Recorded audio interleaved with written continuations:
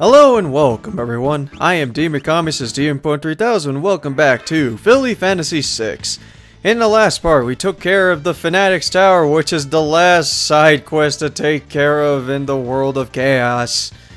But first, as promised in the last video, I will showcase some Coliseum battles as well as take care of a particular bug that's been flying around of Equestria and has been messing with us for the past couple, and sometimes when we meet up with her. So, the Coliseum battles, and this is a bit of a doozy for me. This took me around like 3 days worth of recording footage. Well, in a span of 3 days I've recorded a lot of footage, but that's mostly because I've been taking care of testing out many different combinations, which was the fun part in actually taking care of this. And then there was this one particular fight, which I already uploaded an extra video based off of this, but that did take up the most of my time. And I'm going to showcase that fight by the end of the video, but essentially, most of this video is just showcasing like some of the items that I do use for the final boss, as well as some interesting items that I did find when I was betting, because part of the fun in betting in the Coliseum is just seeing the many different combinations of items that you can get in this place. Okay, so in the Fanatic's Tower, there was a piece of equipment that I did use for it that I didn't particularly explain upon, but I did utilize, and that would be the Amazing Dress, which was equipped on Rarity. You remember the plain dress that you got back in the world of Harmony and it was hidden in the chest right next to Rainbow Falls? Well, if you bet that, you can upgrade that to a pretty dress.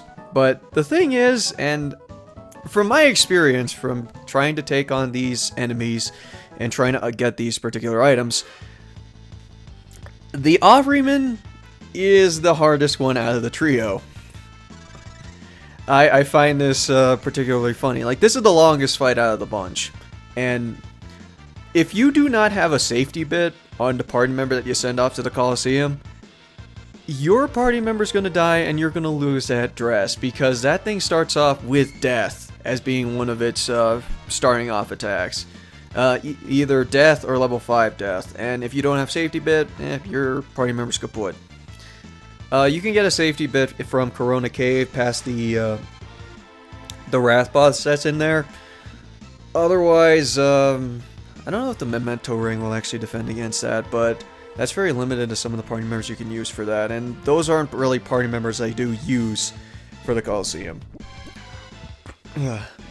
As for the Coliseum and which party members I do use for it, there are 3 of them that I do find pretty reliable for it.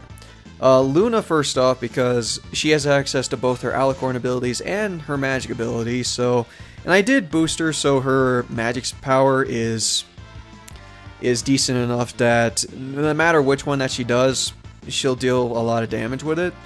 The next one is Rainbow Dash, because I did make her my Dragoon, with the Wing Shoes and Flight Suit combo, as well as her best weapon, her Spear, her Typhoon Pike that we got back in the Fanatic's Tower. She is a very good party member to use for this, especially since she can jump out of the way from certain moves. The last one is Maud. Maud is programmed so that she would solely use physical attacks for it. Like, whenever she uses magic, it's very limited as to which ones that she does, because I did teach her some magical abilities, because apparently Trixie and Maud share a magic stat, or Trixie and Maud shares magical learning capabilities. If Maud learns something, Trixie also learns something, and if Trixie learns something, Maud also learns that spell. Even though Maud does not have any need to learn magic at all. Maybe that was in the original programming, but because you can't control Umaro, you wouldn't be able to see that, but whatever, that's just an hypothesis. But otherwise, Maud is programmed just to solely use her physical attacks, and I do find that extremely useful. Alright, so the final dress that you can earn is the Amazing Dress, which is the strongest out of the 3. It gives you a +7 to each stat and some really good defenses. Can only be equipped on Rarity, Sweetie Belle, and Scootaloo, but it is extremely useful for them. The Diamond Dog, if he doesn't use Stone, this match is easy. This guy is considerably weak compared to the Vector and the Ahriman. Because right here, even using just a regular physical attack, it's no trouble at all to take care of them. And as long as you have some good physical defense, which you should if you have the Ancient Splint on, then this fight is no trouble whatsoever. I mean, see, that took like half the time to take care of the Ahriman. So, yes, the Amazing Dress can only be equipped on the 3 party members I mentioned before, but those 3 is all you need. You can earn more dingy dresses from the Senior Behemoths, which you can encounter in the Veld. They're pretty rare, and again, you have to traverse the Veld for that to happen, but hey, you get more dresses, and you can give those all to those 3 party members, and 3 is all you need. If you earn more, because here's an item that you can get here.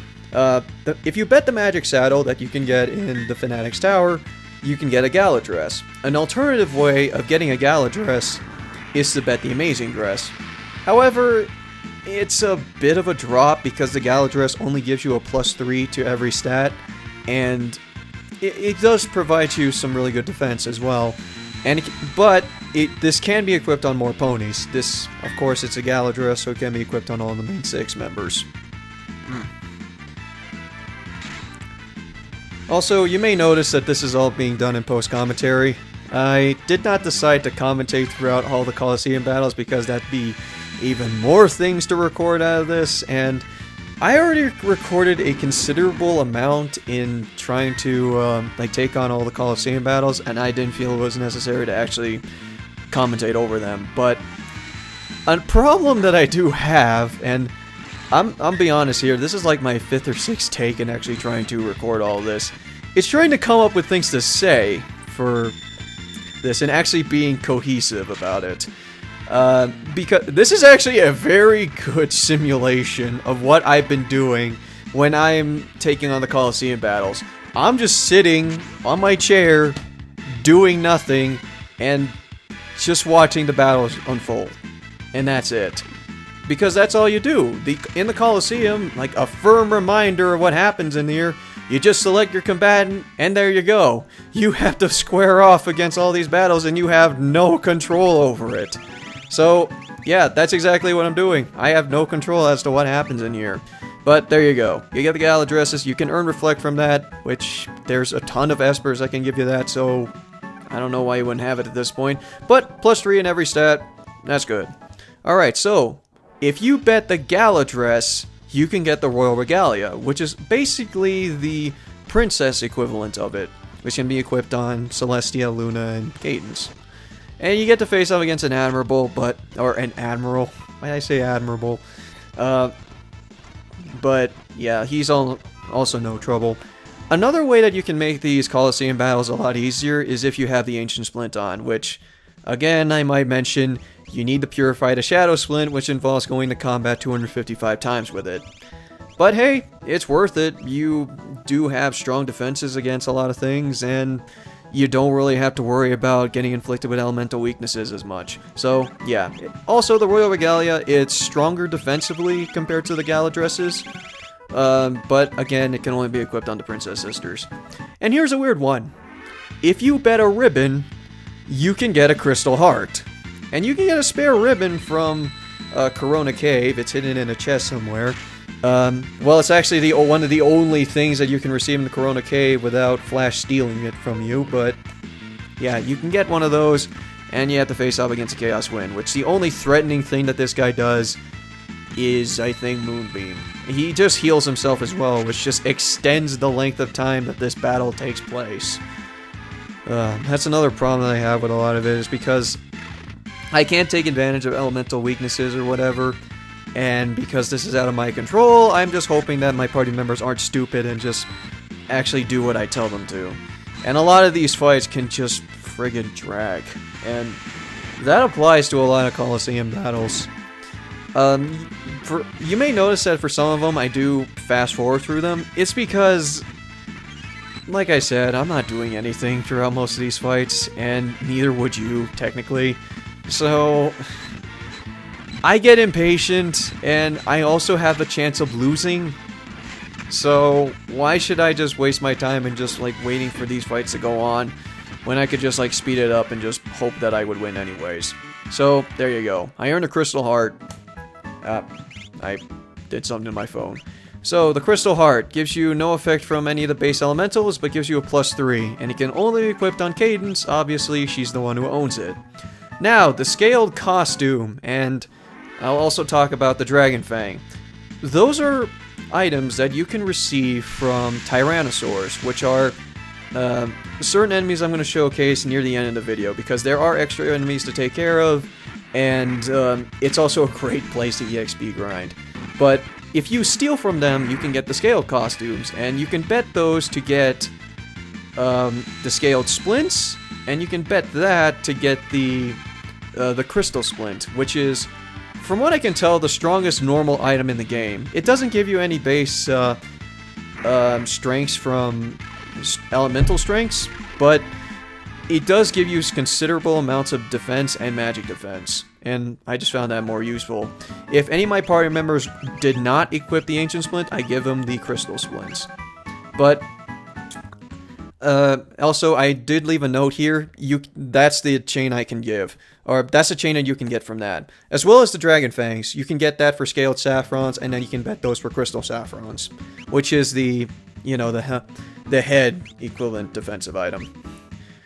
That's where it applies to a lot of items. I decided to go for a chain of items that I can give to them, and you can get like many different combinations and how you can get multiple different items. I mean, for some of them, it's just like you can get like the equal or opposite for them. Like, I believe if you bet the Royal Regalia, you can get the Gala Dress, and if you bet the Gala Dress, you can get the Royal Regalia.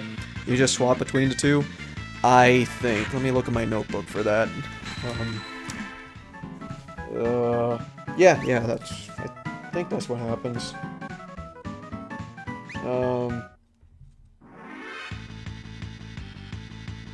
Actually, I didn't make a note here on that. Oh well, my mistake.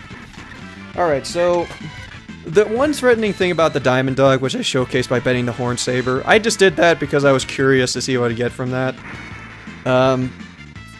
If you face off against the Diamond Dog and they use Stone, which again confuses you, you're kinda screwed. Because you have no way of recovering from that, especially since you don't have any other fellow party members to just snap them right out of it.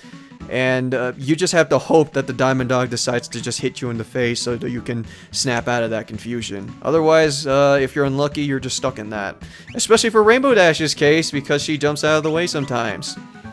What I also like about going in the Coliseum is that you can get some really interesting items that are show references. Like, I got the Rainbow Band there, which I believe is a reference to the Season 4 finale with the Rainbow Power, which gives a +3 to every stat as well as some good defenses, and can only be equipped on the main 6 members. But yeah, there's some really good show references, just stuff that you wouldn't see normally when you play through the game, and you can only get here if you decide to bet certain items. I think, unless I missed a treasure chest somewhere and I just missed out on finding an element to Harmony just hidden in a chest in Corona Cave somewhere, then yeah, this is probably the only place where you can get them. Now, one of the best items that you can get to prepare yourself for the final boss is the Marvel Shoes. If you bet a cupcake, you'll get a rename card, which I don't know what the hell it does. I didn't decide to test it out because I'm gonna bet this item anyways, because if you bet the rename card, you can get the Marvel Shoes, but you have to face off against a Green Durgan. The Green Durgan. Be sure you have an Ancient Splint on, which I know is a given, but hey, I'm telling you, be sure you have an Ancient Splint, because the only moves this guy will do is Northern Cross and Southern Cross, and Fallen One. Remember Heartless Angel? Yeah. It reduces you down to 1 HP, no matter what, if it hits you. This is probably the only enemy besides the final boss that does Fallen One to you, and because your AI doesn't decide to just heal himself after taking considerable amounts of damage, you need to be sure you have a way of healing, which the Ancient Splint does do, and all the attacks that the Green Durgan does besides Fallen One and a punch to the face you can heal from them. Especially like Southern Cross, as pretty as that attack looks. So, I know most of that would be a given, but I don't know any other enemy in the game that actually uses Fallen One besides the final boss. I know considerably they use it, but the only way that you can die to the Green Dragon if you were inflicted with Fallen One and you had the Angel Splint on, is if the guy decides to punch you. And if you have good evasion, which Rainbow Dash should have, then this match is no trouble at all. I do have one solid complaint about Rainbow Dash, and it's about the ultimate weapon that she equipped on her. The Typhoon Spike has a chance of inflicting Gust on the enemy, but her physical power, which I did like Magicite grind for her, is considerably better than her magic, so... And the Gust attack just happens way too much, like more than I would think, but there you go. You get the Marble Shoes for it. It casts Auto Protect, it casts Auto Shell, and Auto Haste. Get that on your party members. Just go to the solitary island, steal from as many peepers as you can, and bet those damn cupcakes for the Marble Shoes. Get those as many party members as you can, especially the slow casters. Do it. I strongly recommend doing so. Now, if you get the gold hairpin, someone decided to... I guess someone really hated the Season 4 premiere or something, or the Season 3 finale, and decided to just pawn off the Magic Crown to some dragon. Because you can earn the Magic Crown from here. So, the Magic Crown. It's a very interesting item, and, well, if you know the show, you may know who this goes on to. The Magic Crown, bestowed on a princess, allows the use of alicorn items, and it can be equipped on Twilight. This will give her the properties of an alicorn, meaning that she can equip alicorn-related items. Also gives her a nice boost in magic power, which is really useful. Alright, so this is the last battle that I'm going to showcase up before I move on to the dinosaurs, or my post-commentary moves on to the dinosaurs. I still need to show off one particular bug, but you can get the Element of Harmony by betting, I don't know why, the pink costume. Is this some kind of reference to the comics that I'm not getting? Because I know that the pink costume came from the comics. But, yeah, this is the place where you can get the Elements of Harmony. Only one of them. I believe there's another way of earning them. Nah, I don't see it on my list, unfortunately. I think it's betting the Crystal Heart, though. If you bet a Crystal Heart, which you can get another by betting a ribbon, you can get an Element of Harmony, I think. I'm not entirely certain on that. But after this fight, this is going to be the last one I show before I switch off to live commentary and taking care of Chrysalis. So, I'll see you all in a bit when, well, we take care of the next part of this video. And oh boy, the next part of this video, that's going to be fun.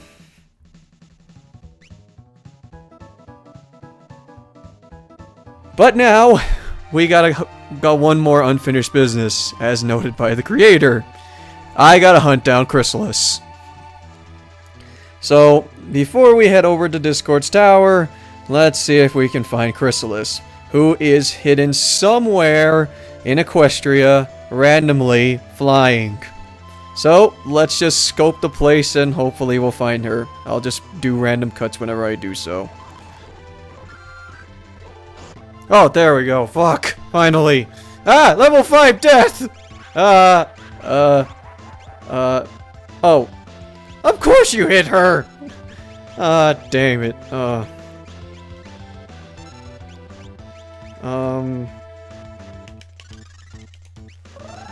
Alright, we need Twilight back up, so... alright. I believe she's weak to fire. Let's just hit her with everything we got. Wait, drain? Okay, sure. I did not even hit you.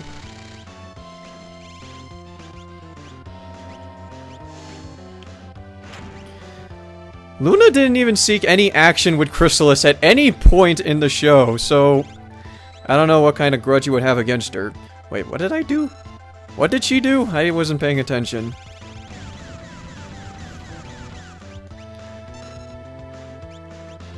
much HP does she have? I should I would scan her, but I don't know. I want to just like hit her with everything we got. Surely this will deal a lot of damage. You are ascended, so I would think it would deal a lot more than that. Maybe he's weak to Holy. Let's try that. And I'll have Trixie in charge of Drill. Oh, nope. Yep, she ran away. Yeah. Alright, time to go look for her again. Let's keep flying. There we go. Alright, found her again. Hi, Chrysalis. Oh, you're gonna use death again? None of us gained a level, so the only one it's going to affect is Twilight.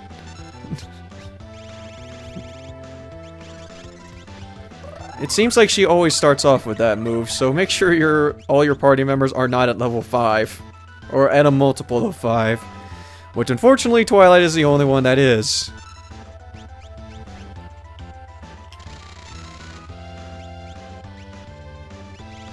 Did I do that right? I hope I did. Haha, shield. Okay, I did it right. Sweet. Bomb Rusher! 7,000 damage.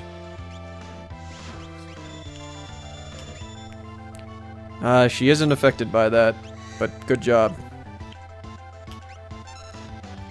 I'm just gonna have Twixie and Luna just use Eclipse on her.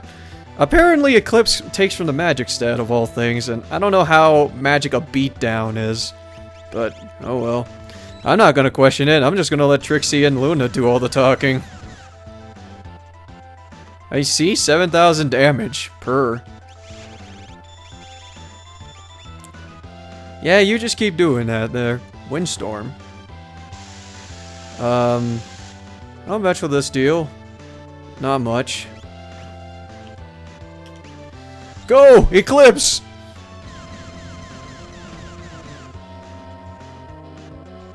Shining armor? Wait. Oh! Hey, I won! Sweet.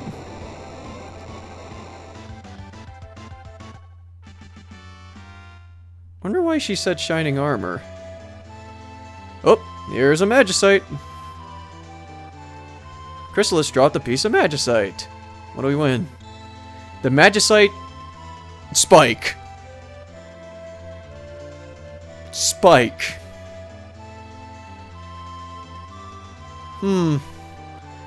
Interesting.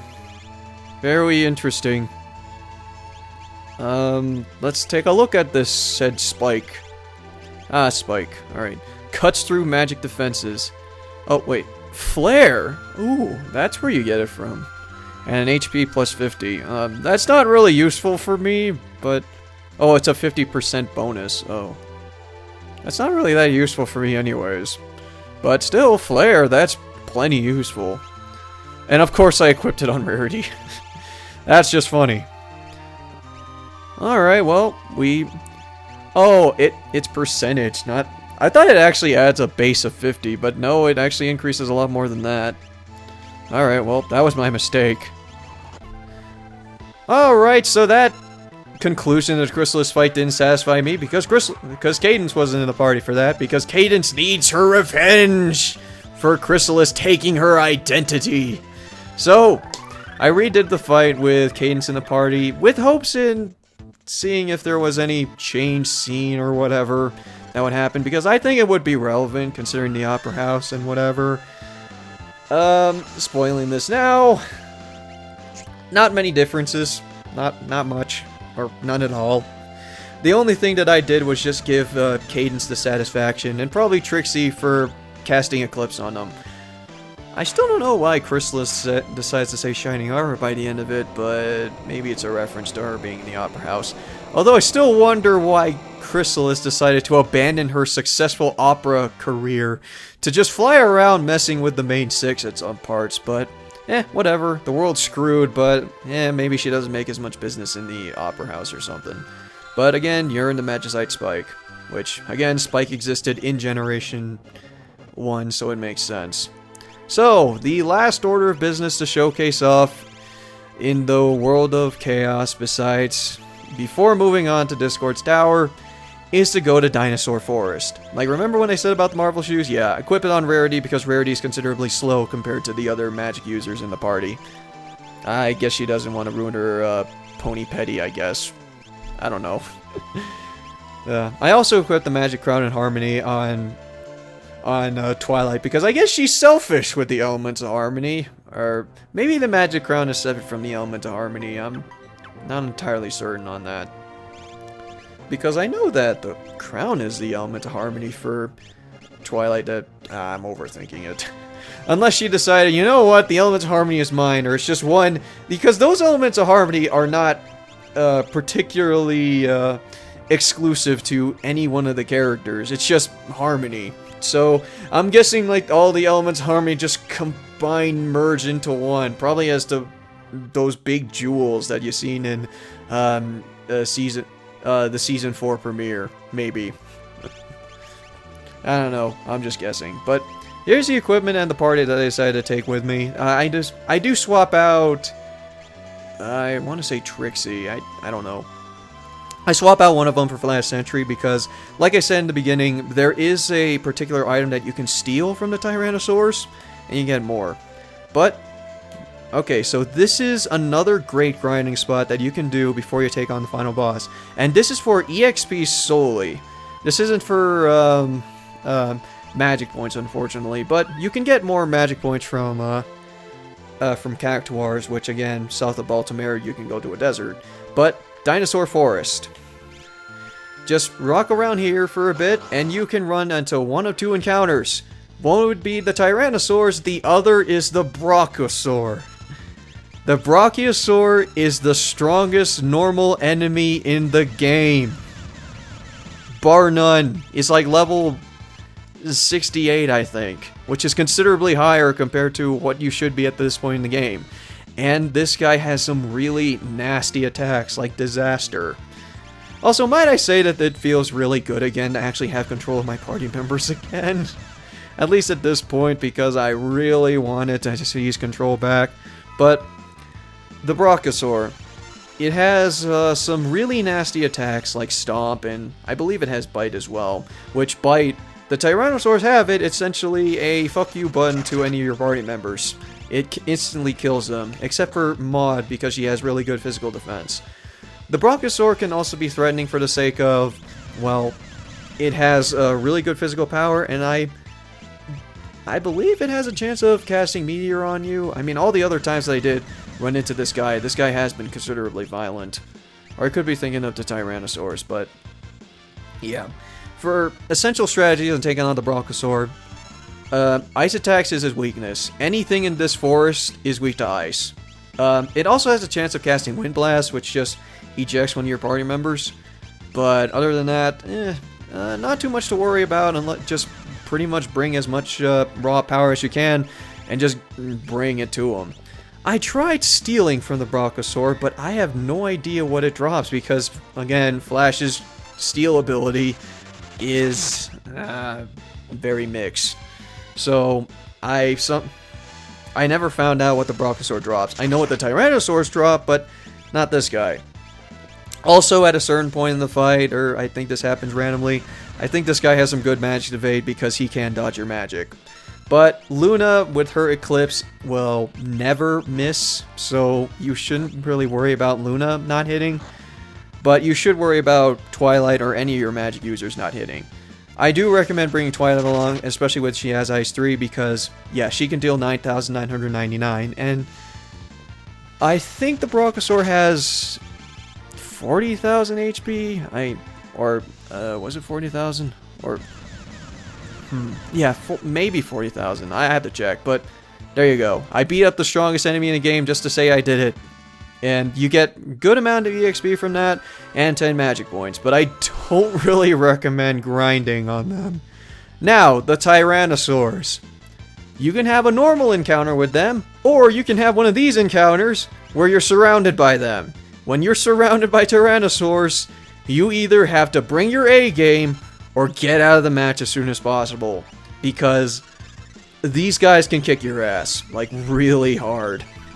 With the right attacks, and especially since you take extra damage whenever they hit you from behind, you can get easily ejected from the battle. So what I recommend first off is just to take them out one at a time. But because some of your moves don't exactly have an aim button, like Luna's Alicorn abilities for instance, that can be deemably unreliable. But just try to take care of one of the sides first and foremost, and just try to get rid of them. Otherwise, if your magic user, like Twilight for instance, knows Freeze, be sure she uses it.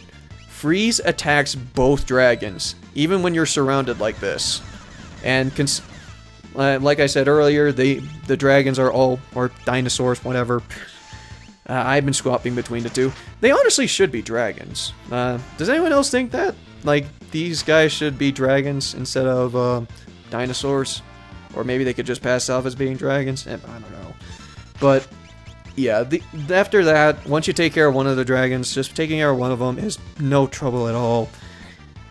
Because the dragons only have 20,000 HP.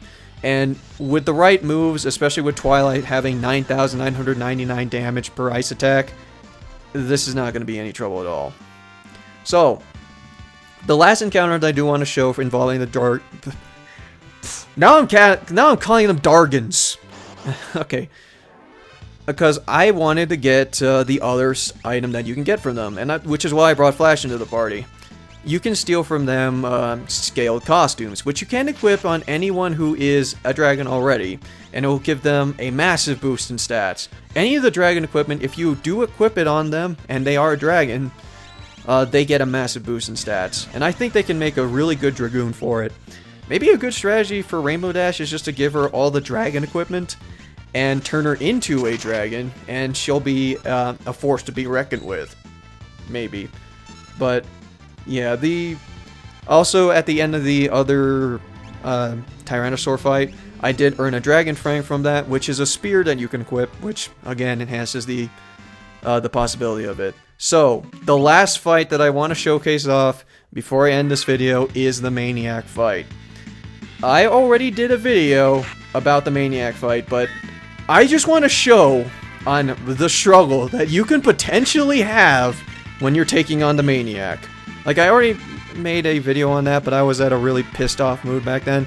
But the Maniac fight, by in all intents and purposes, is the toughest fight in the game for all the wrong reasons. The Maniac, in this case, is based off of Siegfried. If you've played the original Final Fantasy VI, Siegfried is essentially the super boss in that game. And you can only face him off against the Coliseum, betting certain items like the Mega Elixir. And the Maniac has 3 moves, and 3 is really all she needs. She has a regular attack, Shrapnel, which does tons of physical damage, which I think ignores defense. Or maybe it does. No, it doesn't. Because there are times when I actually did take 200 damage. But the one that does ignore defense is Magiburst. Magiburst is fuck you the move. Incarnate. And whenever she uses it, you're dead. No ifs, ands, or buts, unless you're like level 99 and decide to enhance your HP throughout most of it. You have no way of counteracting it at all. The Maniac fight is pure luck as to whether or not that you will actually succeed in taking on the fight and succeeding. That may sound extremely pessimistic to many of you. You remember when I said that I spent like 3 days worth in actually trying to collect footage for this particular fight? This is why! I wanted to figure out as to what items that the Maniac does give out, because she gives out 2 items. Like, if you bet the comic book, she gives out the Alicorn Amulet. If you bet the Starflower, you'll get you the Triad Glory, which is the best sword in the game. But the thing is, you have to square off against the Maniac in order to take her on. In order to get those items and, you know, use them at the final boss. The things I recommend for the Maniac fight, and this is one of the strategies that was utilized, that I was told by Rydle Fox, if you equip the Butterfly Dagger, it has a chance of inflicting stop, and the Maniac is extremely susceptible to magic. Like, any magical abilities can be inflicted upon her, and she'll be more than likely than not inflicted on it, except for death, obviously. Stop she is affected by, and considering that the Butterfly Dagger has a chance of inflicting stop on her, and because Fluttershy is actually smart enough to inflict poison, or try to inflict poison on the Maniac, it does help. So, I did make a video about this eventually, about me taking on the Maniac, and the Maniac fight can be really easy if you have the right moveset for you. If you turn the Maniac into a dragon, the fight is a joke. You basically just play happy slaps with her until she dies. It's hilarious when it did, and it was after, like, I posted that video, like me making that rant video about me complaining about the Maniac being completely and utterly broken and breaking every rule in the book about fair challenge. And after sending multiple messages to both Rydell Fox and the creator and just telling them, this fight is shit, I got lucky and Luna actually cast Dragon on the Maniac. And yeah, it was a way to kill her. Because after that, she can't use any of her abilities. She can only just fight. But I got lucky with it, and that's what happened. I won the fight, and that's all she wrote. It's weird because in the original game, there are ways that you can work around this because you have many abilities that you can use so you can actually break the game with it. And it's like stuff that actually makes you attack 8 times, for instance. And that's a great way of just cheesing the fight.